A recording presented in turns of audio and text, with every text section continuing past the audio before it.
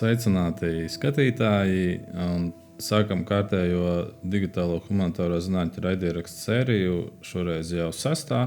Un šodien mums ir studijā Valds Enštreits. Vald, es tev došu iespēju pašam iepazīstināt ar daudzajām lomām, ko tu dari. Laikam pirmā loma ir Latvijas Universitātes Lībiešu institūta direktors un Latvijas Universitātes Tartu Universitātes pētnieks paralēli. Latvijas Mākslas akadēmijas padomes priekšsēdētājs un varbūt viens tāds būtisks un droši vien ar šodienu saistīts amats ir arī Latvijas pārstāvis ANO pirmiedzīvotāju valodu 10 gadus globālajā darba grupā. Jā, un tu esi arī Delī projektā viena no institūcijām, kas piedalās Lībiešu institūts. Tagad tas varbūt ir tas spēcīgākais formālais pamudinājums tevi uzaicināt, bet, jā, kā tu teici, mēs labprāt dzirdētu arī par tām pārējām lietām. Tu pieminēji Mākslas akadēmijas padomu, bet tiem, kas varbūt nav sekojuši līdzi, tu esi arī ilgāku laiku darbojies kultūra politikā, bijis Valsts kultūra kapitāla fondā padomes vadītājs. Tā kā es izmantošu iespēju arī beigās uzdot kādus jautājumus, kā tu redzi to DH saistību ar kultūras, jo varbūt arī ir izglītība. Bet tad pastāsti Lībiešu institūts un digitālās humanitārās zinātnes. Kāda ir sasaiste? Kā jūs to darat? Jā, tas arī ir tas iemesls, kāpēc mēs Delī projektā tieši kā partneri arī esam iekšā, jo tā joma, ar ko mēs nodarbojamies jau labu laiku, faktiski kopš institūta dibināšanas, un varbūt pat pirms tam, ir tieši digitālo resursu attīstība Lībiešu valodā. Sākotnēji tas varbūt bija tas, ar ko mēs nodarbojāmies. Tā joma ir izaugusi mūsu gadījumā. Mēs sākām ar digitālo lībiešu, igauņu, latviešu vārnīcu, kas bija ļoti praktisku vajadzību diktēts pasākums. Bija vienkārši tā situācija, ka bija ļoti grūti. Pirms tam nebija īsti pieejama tāds digitāls produkts. Un pēc tam vēlāk nebija pieejams labi meklējams digitāls produkts. Mēs vienkārši viņu sākām attīstīt, balstoties uz iepriekšējiem projektiem, kas mums bija ar kolēģiem saistībā ar igauņu latviešu vārnīcas izveidi vēl 12. un 13. gadā. Un tad no tā soli pa solim izauga nākamais bija morfoloģijas datu bāze, kur atkal bija vajadzīga tīri praktiskām lietām, jo lībiešu valodā ir ļoti bagāta morfoloģija, un tur ir ļoti grūti, viegli saprast, kā lietas ir locījumos. No tās izauga tālāk korpus ar domu tādu, ka faktiski tas korpus audzēšana sākās ar to, ka mēs konstatējām, ka pašā vārnīcā piemēros ir daudz vairāk leksikas, daudz vairāk vārdu nekā parādās vārnīcā, un ka mums būtu ļoti labi ekstrahēt vārdus no korpusa un pie viena arī izveidot šo korpusu, kas ir tieši piemērots valodas tālākai pētniecībai, tekstu pētniecībai, un tālāk vēl sekoja vietvārdu datu bāze, un tas viss pamazām jūdzās kopā. Un tad gala rezultātā arī ir tas, kas ir mūsu specialitāte, jo mēs būtībā nodarbojamies ar, ja mēs tā plašāk paskatāmies uz tiem mūsu attīstītiem resursiem, ne tikai resursu veidošana lībiešu valodā, bet vispār resursu veidošana tam, ko sauc par kritiski mazām, kritiski apdraudētām valodām, jo tur tās prasības ir citas. Tur sāk strādāt citi spēles noteikumi, kas ir arī mūsdienu AI tehnoloģijām attīstoties, kas ir ļoti būtiski tos citus spēles noteikumus ņemt vērā. Un, ja tā paskatās, tad globāli mūsu klientūra ir lielākā daļa pasaules valodu. Pasaules valodu skaitā tad apmēram 1000 ir tāds, kam viss labi. Un tad atlikušie 5000 tie ir mūsu klienti. Tās ir līdzīgas valodas, kādas ir lībiešu valodai. Kam gan ir runātāju skaits pats ir maziņš. Labi, tu pieminēji ļoti daudz lietas, kamēr tu nepieminēji vēl 7, es mēģināšu iestarpināt. Tagad saki digitalizācijā un digitāli resursi lībiešu valodai. Ar kuru gadu tas sākas? Varbūt ar tavu klātbūtni, varbūt jau pirms tevis kaut kas bija? Faktiski lībiešu valodas gadījumā pats pirmais vispār digitāli veidotais resurss bija jau 1994. gadā. 99. gadā iznāca latviešu lībiešu vārnīca, kas bija pirmā literārajā lībiešu valodā vārnīca vispār. Un tā tika jau veidota faktiski ar digitālajiem instrumentiem. Es pats arī tur programēju. Viņi bija pieejami arī brīvpieejā internetā? Nē, tobrīd viņi nebija. Viņi bija sastādīti ar digitāliem instrumentiem, bet tā datu bāze netika tālāk gan izmantot. Tas bija tāds viens dedens vienkārši savā laikā. Reāls darbs sākās ap 2010. 2011. gadu viņš sākās Tartu universitātē. Faktiski pirmais bija nevis šis vārnīcas projekts, bet pirmie bija faktiski lībiešu tekstu datubāze, kas bija daļa un joprojām ir daļa no izlokšņu tekstu datubāzes, ko veidoja Tartu Universitātes Igauņu vispārīgās valodniecības institūts, kas mums ir galvenais partneris šajā visā. Saki man, kā cilvēkam, kam patīk valoda, kā ir ar autortiesībām uz vārnīcu? Es domāju, tieši jūsu gadījumā jūs veidojāt no nulles paši, vai jūs balstījāties uz kaut kā, vai tur pēc tam nerodas problēmas, ka jūs drīkstat vai nedrīkstat viņu visiem rādīt, dot lietot? Principā mums bija tā, ka bija miksēta tā situācija, jo pašu igauņu, lībiešu, igauņu, latviešu vārnīcu es arī pats biju iesaistīts arī šajā vārnīcas izveidē pašā. Viņa gan tika veidot analogi. Pēc tam viņa arī ar saskaņojot ar abiem diviem, gan ar Tītrēnu Vīco, kas bija pamata autors viņai, tad viņa tika pārnesta arī elektroniskā formā tālāk. Jo, principā, tas, ko mēs izdarījām, mēs paņēmām šīs vārnīcas Wordā esošu failu, ieparsējām viņu datubāzē un uzkrāmējām augšā. Tas bija pats pirmais solis. Lai mums parādās kaut kāds digitāls materiāls, un tad tālāk jau viņš attīstījās. Es apstājos mājaslapā livonian.tech, un tur jums ir šie smukie vārdiņi. Vai tā ir vārnīcas publiskā daļa, vai tur ir vēl iespēja kaut kā sistemātiskāk to redzēt un meklēt? Tur ir uzreiz, respektīvi, pirmajā lapā ir faktiski tikai tāds mazais pieteikumiņš, bet tur uzreiz apakšā ir meklēšana. Tikko ievada meklēšanā, tā atverās pilnais jau vārnīcas skats, kurā tad ir iespējams arī brauzēt visu, kas ir. Tas, kas ir drusku mūsu gadījumā, ir atšķirība. Ir tas, ko mēs rādām publiski, tas, ko mēs nerādām publiski. Un tam ir vairāki iemesli. Tas, ko tā pati vārnīca un citas lietas ir kaut kāda leksika, kas ir fiksēta, bet kas nav standartizēta, vai kas ir nekorekta, vai kas ir kaut kāda veida cita variācija.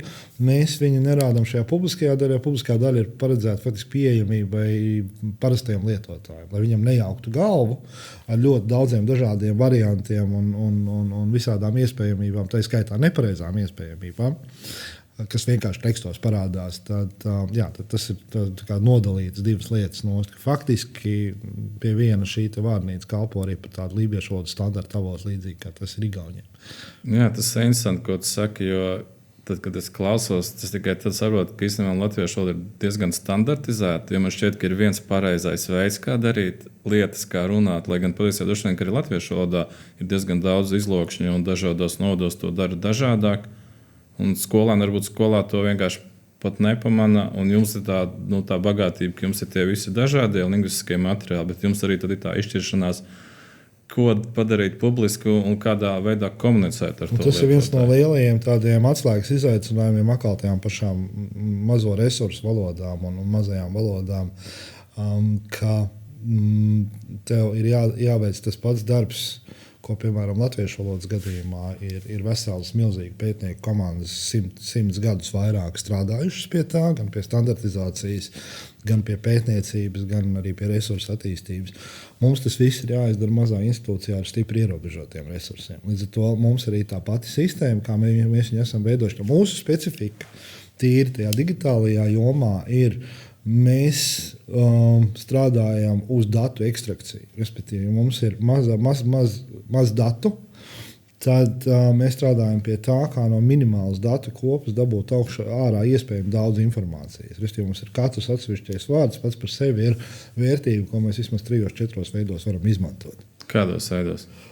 Respektīvi, ja mums ir vārds, mēs viņu reģistrējam gan kā leksisku vienību, mēs reģistrējam viņu arī kā morfoloģisku formu citā datubāzē. Tas ir 2. Mēs reģistrējam viņu kā sasaistītu ar konkrētu teicēju, konkrētu izloksni, konkrētu tekstu. Ja, mums uz katru vārdu ir ļoti daudz metainformācijas virsū. Ja. Mums tas katrs teksts, mēs viņu izspiežam.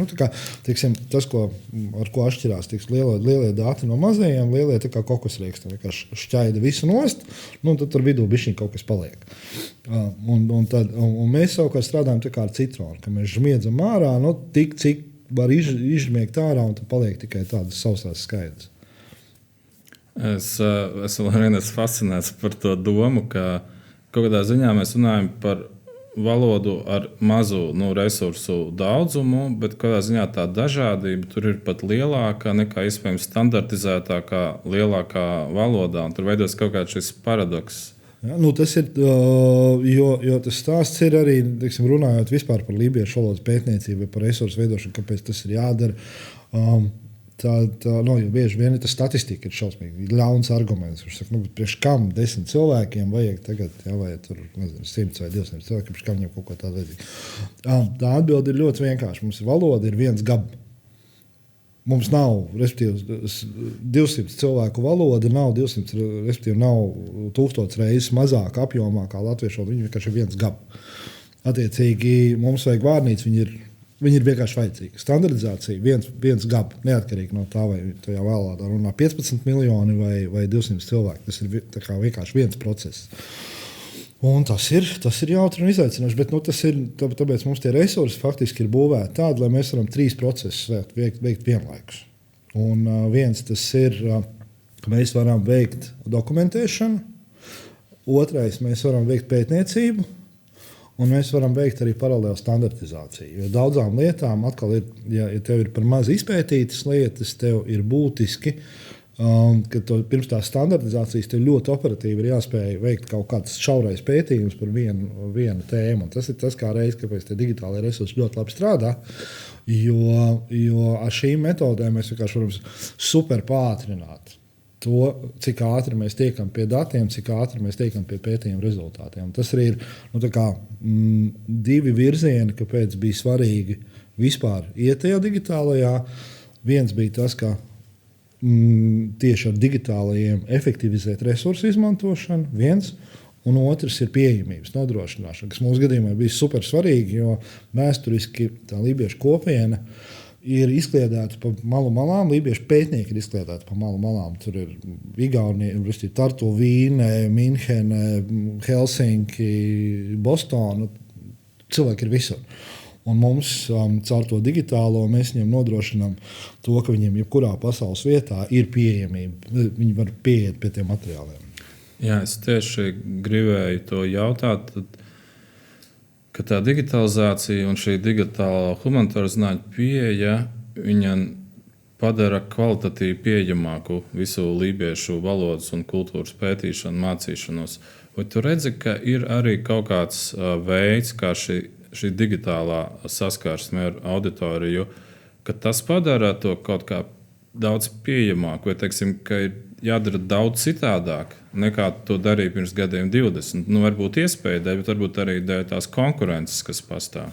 Tas ir arī tas otrais virziens. Tas ir principā pēdējais laiks vispār kaut ko tādu darīt, jo, ja mēs paskatāmies uz līdzīgām valodām vispār tajā pasaules mērogā, tad un daudzām līdzīgas kā apdraudētās valodas vai kultūras kā lībiešu, tad tie, kas līdz šim ir dzīvojuši gan ilgu laiku izolētībā, tas Amazonas basēns vai Āfrika vai Āzija, tad ir tādas divas tendences, un viena tendence, kas šobrīd pasaulē ir visā tajā pirmiedzīvotāju kustībā, tas ir virziens uz izolāciju.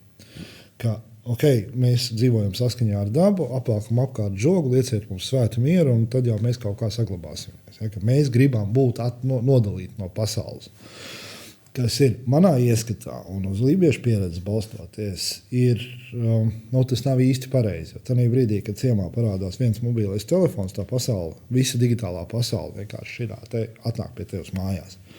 Un tad ir jautājums, vai tu būsi spējīgs ar viņu cīnīties vai nē. Jo tas, ka tu norobežosies no pasaules, nenozīmē, ka pasaule norobežosies no tevis. Un tas ir tas arī, kāpēc ir ļoti būtiski. Un kāpēc mums šķiet, tas, ko mēs darām, ir patiešām svarīgi līdzīgiem, tā kā ir lībieši. Jo tā atšķirības starp potenciālu, kāds ir lielajām valodām, kā piemēram latviešu valodai, vai igauņu, vai angļu. Un tās iespējas, kas ir lībiešu valodā, ir salīdzinoši labā situācijā. Bet viņas ir dramatiskas un viņas aug. Respektīvi, ar katru jaunu tehnoloģiju, ar katru jaunu tehnoloģisko izrāvienu, lielās valodas kļūst aizvien spēcīgākas un valoda tāpa kļūst aizvien spēcīgāka. Savukārt šie mazie resursi paliek tur, kur viņi ir. Viņi vienkārši nespēja turēties līdzi. Jā, tas ir interesants komentārs. Es arī domāju par to piemēru, par to Amazonas ciltī vai tautu. Ja es būtu tur vadonis, es neesmu drošs, ka es teiktu, ka mums vajag laist iekšā tās tehnoloģijas. Bet kādā ziņā nav jau iespējas to nokontrolēt. Tā kā tu saki, tur parādās tas viens telefons. Man liekas, tad pat tur ir vairākas tās izšķiršanās. Viens ir, kādu saturu tie cilvēki lieto, bet otrs, kādā valodā viņi to dara. Un ar laiku būtiskāk ir tas, ja tu to nedari savā dzimtajā valodā, tu faktiski pārstāji lietot savu valodu. Tev beidzās valodas vide. Valodas vide, un tas ir tas savā ziņā, kā man liekas, vēl viena lieta, ko mēs darām arī ar šīm digitālajām lietām, un ņemot vērā šo lībiešu kopienas vēsturisko izglītību, kas ir pēc padomju okupācijas radusies. Un savā ziņā mēs veidojam ar šo digitālo instrumentu palīdzību, mēs būtībā strādājam pie protezēšanas. Mēs veidojam kaut kādus nocirstos locekļus vietā, kur vienkārši kuri dažādu vēsturisku iemeslu dēļ nav. Sākot ar to pašu valodas vidi, kas ir super būtiski, jo vienkārši ikdienā cilvēki viņiem nav iespēja satikties, viņiem nav iespēja lietot to valodu, un digitālā pasaule ir tas, kas viņiem to dod. Un tas viss ir faktiski. Pirms kaut kāda mēneša palaidām paši institūtā tādu jaunu platformu, kas ir #līvakielkaks lībiešu valodā, kura ir paredzēta tikai sarunām lībiešu valodā, un mums viņa ciešā sasaistē arī ar tiem resursiem, ko mēs veidojam. Respektīvi, mums jaunieši veido saturu, pasūta mums, kas mums ir jāieliek vārnīcā, lai tas, kas tur parādās, lai tas noteikti ir arī pieejams tajā digitālajā resursā. Tad mēs attiecīgi to risinām. Šitais ļoti labs punkts. Tad es saprotu, ka jūs darinat arī jaunus vārdus lībiešu valodā, tādus vārdus. Vai meklējam viņus citur? Jo es tieši gribēju jautāt, pirms tam tu arī teici tādu dramatisku atšķirību starp tādu lielu valodu kā latviešu, un tad man nāk brīži smiekli, jo kaut kādā citos kontekstos bieži vien tiek runāts, ka tur tā angļu valoda lielā un latviešu tā mazā. Vai tu vari iezīmēt, cik tad apmēram ir apjomos? Es pat nezinu, kā to rēķina miljonos vienību ir tas lībiešu un cik ir tas latviešu apjoms, un kur ir tā dramatiskā robeža vai slieksnis? Tā dramatiskā ir tas datu apjomā, ja mēs salīdzinām. Jo man savukārt nāk smiekli, ka par latviešu valodu runā kā par mazu valodu. Jo valoda, kurai ir valsts valodas status, nekad vienkārši, kurā ir tiesvedība, laikraksti, tūkstoši grāmatu gadā iznāk. Nē. Nē, tur ir dati vienkārši plūst klāt, un viņi pat nav izmērām. Tas, kas ir lībiešu gadījumā, ir labi, ja viena grāmata gadā, varbūt divas.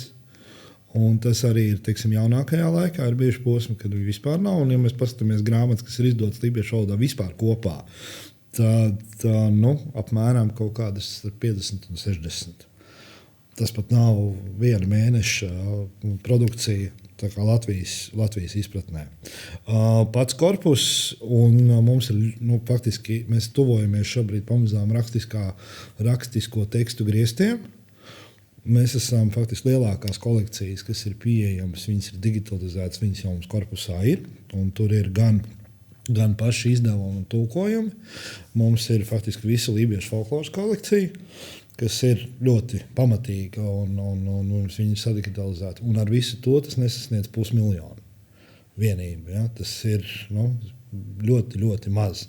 Un it īpaši, kur šie dati ļoti spēcīgi atspēlējās, ir tajā brīdī, kad mēs sākam domāt par jauno tehnoloģiju izveidi, jo viņas visas balstās. Tā ir tā atšķirība, ka reiz, kur ieslēdzās, kur ir mazā valoda un kur ir lielā valoda. Jo faktiski mums nav datu pietiekami, lai mēs veidotu kādu no jaunajām tehnoloģijām, kas pamatā balstās tieši datu apjomos. Tas pats nosacītās tās mākslīgās intelekta tehnoloģijas, vai citi, tev vajag datus. Un mums bija tāds pa pusē jautrs pastāsts ar mūsu igauņu kolēģiem, kuri taisīja eksperimentus ar mašīnu tulkošanu. Mēs viņiem iedavām visus pilnīgi libiešos datus, kas mums ir par paralēlos korpusus, tā skaitā, respektīvi, kas ir.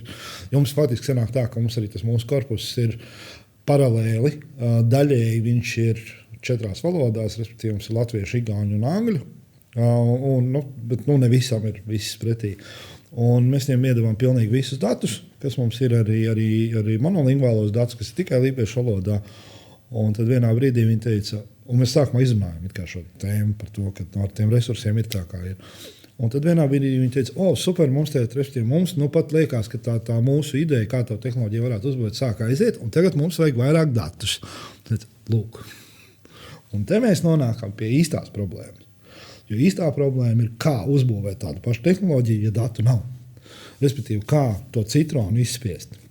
Un tas ir tas, kur mēs mēģinām iet dziļumā, un tas ir tas, kur mēs strādājam faktiski tā kā mūsu tās citas institūcijas, kas šajā virzienā darbojās. Tad tas ir viss spēcīgāk Eiropā, ar to nodarbojās Giela Tehno, kas ir Trumsas Arktiskās universitātes tā kā uzņēmums aģentūra, kas nodarbojās ar valodas un kultūras rīku izveidēju sāmiem. Un viņi pie viena arī skatās to reģionu bišķiņ plašāk. Mums ir bijusi tā sadarbība jau iepriekš, ka mēs viņiem dodam datus, un viņi mums savukārt atnes atpakaļ kaut kādu produktu, kas ir mums izdevīgs. Nu, šobrīd ir tā, ka ir tas viens instruments, kas šādā veidā nāk atpakaļ, ir lībiešu valodas spellcheckers, kas faktiski strādā tieši balstoties uz mūsu datiem un viņu tehnoloģiju.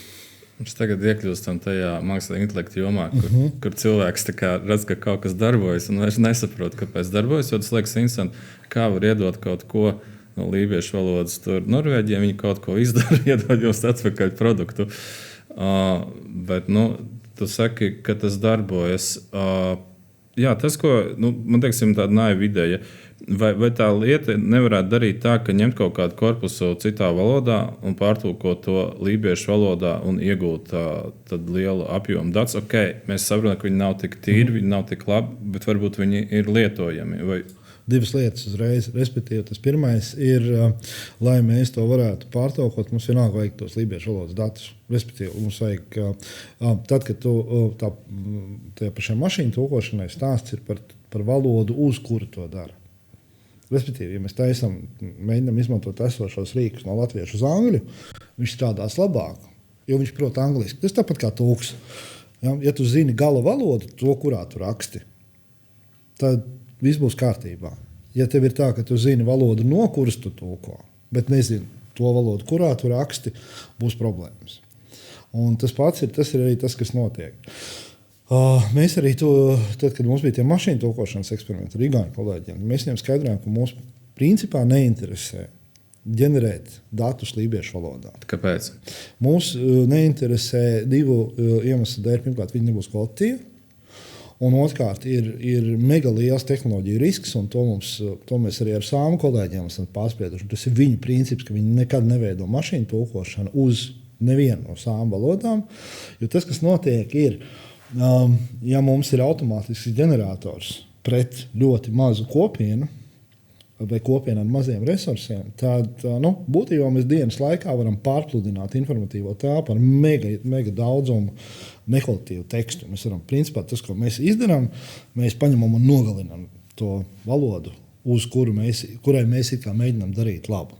Ja? Tā kā tur ir, un tas ir tāds ētisks dabas jautājums, jo tā problēma tā, ja tā valoda nav ikdienā apkārt, tev nav kas notīra vai kas iedod to pareizo valodas lietojumu. Un ir ļoti grūti izkontrolēt to tekstu izplatību, un viņš vienkārši pārvērš to valodu līdz nepazīšanai. Tas ir tas lielākais risks, kas visā šajā ir. Tas ir tehnoloģiskais risks, kas ir tieši uz šādām ļoti mazu resursu valodām. Jā, tas klausās interesanti. Bet savukārt, kas ir interesanti, kas to pašu mašīnu tulkošana ir, par ko mēs arī ar igauņu kolēģiem runājām, ka mums ir ļoti svarīgi savukārt tas, lai mums ir liels lībiešu tekstu korpus, priekš lībiešiem liels. Priekš pasaules viņš ir nekāds. Bet priekš lībiešiem viņš ir liels, bet pie tā teksta korpusa mēs netiekam klāt, jo pašu valodas pratēji mums ir salīdzinoši maz.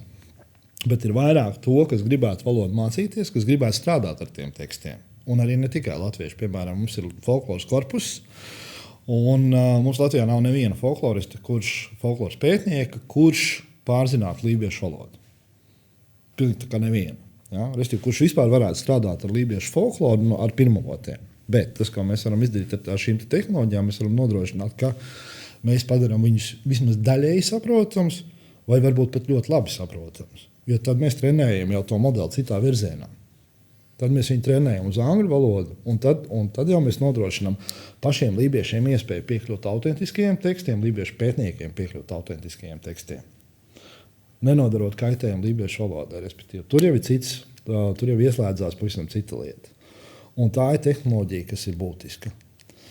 Tāpat ir vēl viena tehnoloģija, ko mēs šobrīd esam arī ar mūsu otru partneri, ar Mākslīgā intelekta laboratoriju pārunājuši. Mēs esam arī kopīgi projektu iesnieguši par lībiešu valodas runas sintēzi, kas ir tāda tehnoloģija, kur tā mūsu ideja ir, ka mēs ar šo sintēzes palīdzību varam palielināt datu apjomu mākslīgi, uzkāpināt, nepubliskojot. Kvalitīvos datus publiskojot, bet vienkārši datus nepubliskojot, bet ar domu tādu, ka mēs šos datus varam izmantot, lai mēs uzbūvētu runas atpazīšanu, kas ir tehnoloģija, kurai vajag ļoti daudz datus. Tad tas kaut kādā veidā tomēr ir tas, ka tiek sintēzēti dati, kuru nav, bet viņi izmanto vairāk trenēšanai, nevis kā publiski pieejamu korpusu. Jā.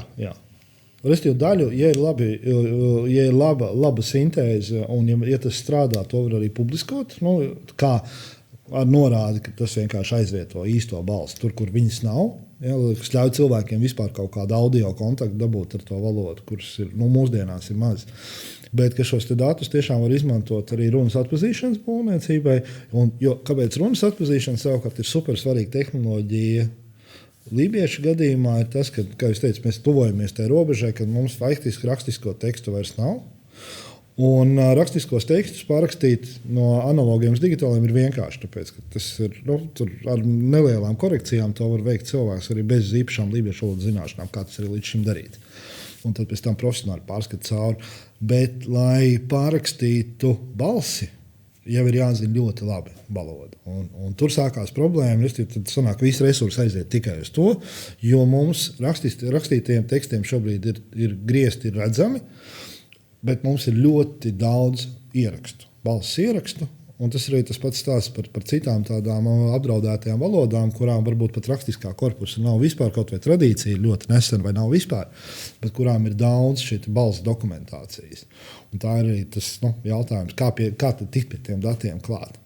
Neizmantojot līdz galam pilnīgi visu profesionālu resursu uz tuvākajiem 20 gadiem. Tas ir ļoti traki. Es gribētu tev lūgt mazliet paplašināt to perspektīvu, jo, man liekas, lībiešu valoda, tā kā varbūt laimīgi, ka tu to dari. Un tu jau pieminēji, ka tas gan mērogs, gan arī ar to problēmas ir atšķirīgas. Bet, skatoties plašāk uz Latviju, latviešu valodu, DH izaicinājumu jomas, kas jādara, kas notiek. Kā tu redzi, kas tur notiek labi un kas varbūt ir tas, kas būtu jādara? Domājot manuprāt, kā reiz ļoti labi notiek vairākas lietas. Pirmkārt, tas sāksies iekšējā sadarbība Latvijā, kas, manuprāt, ir pats par sevi ir super, ka mēs attīstamies nevis katrs kā institūcija, bet arī kopā tomēr kā hubs, un kā hubs arī ejam uz ārpus ārā. Ir pāris lietas, ko man noteikti gribētos, lai ir labāk. Manuprāt, viena lieta ir, kur mēs arī drusciņi atpaliekam savos digitālajos resursos, tā skaitā mēs ar saviem resursiem, ka mums ir varbūt pārāk liels skatījums uz tehniskajiem risinājumiem, un mums pietrūkst, un varbūt tā ir kaut kāda joma, kur nākotnē būtu vērts arī te pašai Latvijas Mākslas akadēmijai iesaistīties.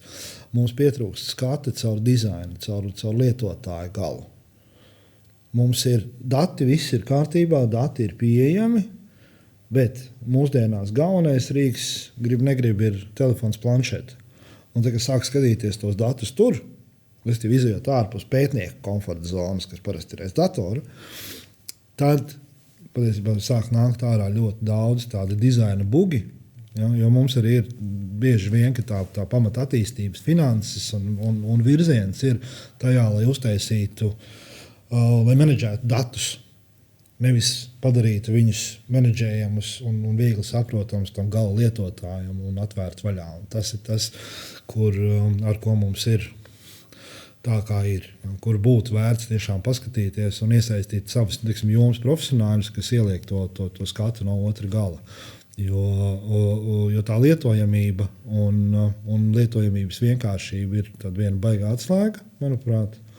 Un drīzāk, kad mēs varbūt reizēm skatāmies uz to, kā iemācīt lietotājiem programmēt, bet varbūt vajadzētu izdarīt vairāk tā, lai viņam nav tas viss jāzina. Jo man arī es programmēt neprotu un es negribu programmēt. Šī ir interesanta perspektīva, jā, jo es redzu, ka līdz ar to, ka DH darbojas digitālajā vidē, tad kādā ziņā jomai tiek uzliekts tās pašas prasības, kas ir visiem, kas darbojas digitālajā, kur tas dizaina līmenis bieži vien ir krietni augstāks un tā lietotāja saskarne. No vienas puses, ja tu gribi parādīt sev digitālajā, tu esi spiests pievilkties līdz kaut kādam vismaz pieklājīgam līmenim. Tas otrs, protams, ka tev vēl bez tās, sauksim to par fasādu vai saskarni, tev arī fonā tur jātaisa nopietna zinātne. Un taisot to zinātni, bieži vien nevari vai negribi atļauties fokusēties atkal uz dizainiskiem risinājumiem vai uz lietotāju saskarni. Un kaut kāda mazliet trešā perspektīva ir vēl šis sabiedriskā zinātne, citizen science, jo padarot tos materiālus pieejams cilvēkiem, jo viņus kādā ziņā padara ne tikai par lietotājiem, viņus var arī vairāk iesaistīt. Man liekas, tā ir ļoti aktuāla debata. Viņi arī kļūst gudrāki un viņi nes apakaļ. Jo tas jau ir tas stāsts arī, ka pēc tam atrodās vēl kaut kas tev tie materiāli paši viņi nāk klāt. Bet no tāda viedokļa, jā, manuprāt, ir vēl viens mīnus, ko es redzu, kas man ir bijis saskarē ar studentiem. Un tas ir kā reizi tas, kas tagad šajā Delī projektā un arī iepriekšējā mūsu kopīgajā projektā, kas ir sākts risināt ar izglītošanu. Jo vispār ir traki. Cilvēki, man nešķita, ka varbūt tā situācija ir tik traka, bet kas tieši ir traki? Studējošo galā, ka studējošajiem nav īsti pieredzes, izpratnes par to, ko var izdarīt ar digitālajiem resursiem. Mums ir tiešām bijis tā, ka tev atnāk studējošie un tu ar viņiem mēģini runāt un pat rādi kaut kāds pat neejot dziļi lielos labos resursos iekšā. Pat ir elementāri, ko var digitāli izdarīt. Tiem pašiem viņu pētījumiem, kādus materiālus var atrast, kā viņus var iegūt, kā viņus var apstrādāt. Un tu saproti, ka pat maģistra līmeņa studējošajiem pirmā pieredze rodās tikai tajā brīdī. Ka faktiski viņiem nav tas, ko vajadzētu gandrīz vai no pirmā kursa jau strādāt ar to, lai viņi saprot, ka nākotnes pasaule ir digitāli tādā vai citādā formātā, ka viņiem ir jāmāk ar to strādāt. Bet tur ir tā ir tāda liela un neviegli atrisināma lieta, un arī attiecībā uz digitālajiem resursiem ir arī tādi, kam liekas, kā mēs Excel taisam Excel datus savadījām, tad mums ir digitāls resurs. Jā, tā ir, man liekas, milzīga tēma, ko taiskār. Un kad mēs arī pieminam studentus, tad ir vērts specificēt, par kuriem studentiem ir runa. Jo, piemēram, es domāju, ka Mākslas akadēmijas, sevišķi studenti, kas ir ar dizainu, viņiem ir digitāls prasmes, bet iespējams tas ir Photoshops. Savukārt tie, kas, teiksim, studē datorikas fakultē, viņi māk programmēt, bet viņiem nav nekādas izpratnes ne tikai par Photoshop, bet viņi vispār neinteresē saturs, viņi māk būvēt sistēmas. Un tad ir humanitāro zinātņu fakultāte, kur savukārt ļoti gudri cilvēki, bet uz datora lieto tikai Word. Un kādā ziņā gan tā problēma, gan vajadzība, gan interese ir atšķirīga. Un saspiest viņus vienā cilvēkā, man tas šķiet būtu izaicinājums. Tāpēc es nebrīnos par to, ko tu saki, ka tu novēro, ka ir kaut kāds šis zināšanu trūkums. Man šķiet interesanti. Un tad es domāju par to, vai tas šis ChatGPT kā piemērs, kur vienā rīkā un ērti lietojamā veidā ir apkopots viss šīs digitālās lietas. Lai gan tu kā lietotājs, tas ir ļoti stulbs. Tev nekas nav jāmāk, tikai jāmāk rakstīt un copy-paste. Kā tas mainīs, teiksim, digitālās prasmes, un vai tas kādā veidā vienādos to, kā cilvēki lieto digitālos resursus? Es ceru, ka tas izlīdzinās lielā mērā, un es domāju, ka daudzas lietas kļūs labākas, vienkāršākas. Tieši tajā ziņā, es zinu, ka mums jau tas pats, kas mūsu resursus veido, viņš daļu kodu arī jau izmanto faktiski mākslīgā intelekta rīks, lai uzlabotu kodu pašu. Tā kā to gāpu viņš noteikti mazinās. Stāsts ir par to, ka tomēr un tie studenti, par ko es runāju, bija tieši šie humanitāro zinātņu studenti. Ir tā perspektīva jāiedod, un arī tā kopējā pārnozaru sadarbības vajadzība jādod visai agri iekšā, lai strādā. Bet mākslīgā intelekta rīki arī ir tā lieta, ko faktiski jau šobrīd patiesībā būtu uzreiz pirmajā kursā jau jāstāsta, kā izmantot, ko ar to var izdarīt, jo tā pasaule rūkdam iet uz priekšu. Tur tagad tā trijotnē. Facebook, TikToks un ChatGPT jāmāc, kā lietot. Jā. Un atbildīgi. Jā. Labi. Paldies tev par sarunu. Paldies tev.